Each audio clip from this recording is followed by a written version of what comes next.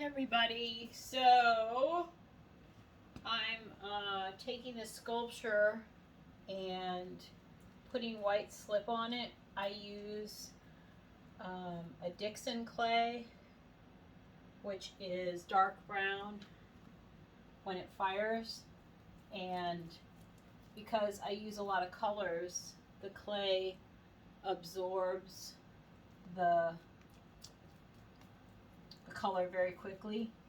So I take a white slip and paint the clay with that, so I have more of like a white canvas to work with when I'm doing my painting.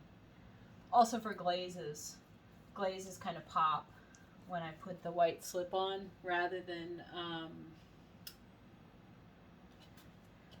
just having the dark clay. I'm actually going to take these sculptures up to a cone 6, so the clay gets pretty dark and I want everything to show. So I paint it with this slip I have, and it also kind of looks cool just with the slip. If I wanted to go monochromatic, which I don't, I could go monochromatic. But this is a pretty good technique and works for me. I broke this talon right here the other day. That's an easy fix though. I can fix it pretty easily. So I will fix it. But this piece is going to be fired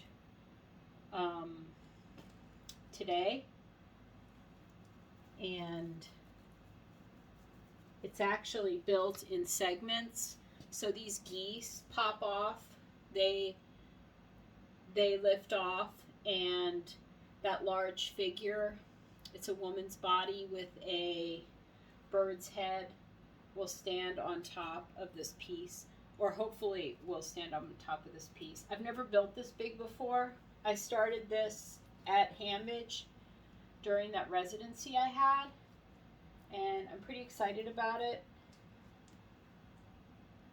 but I've never made anything this big, and I haven't really worked that much in these segments that I've been building in, so it'll be interesting to see how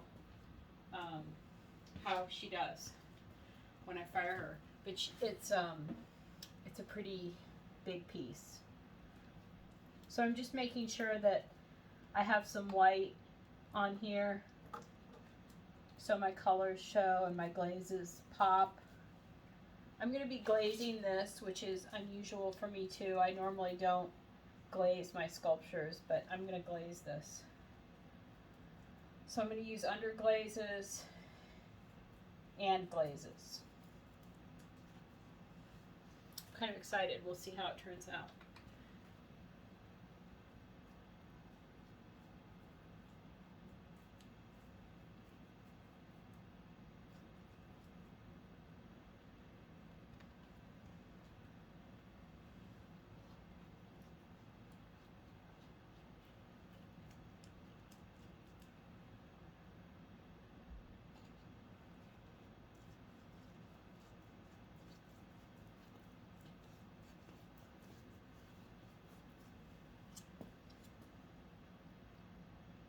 I'm not sure how much clay this was, but I'm guessing probably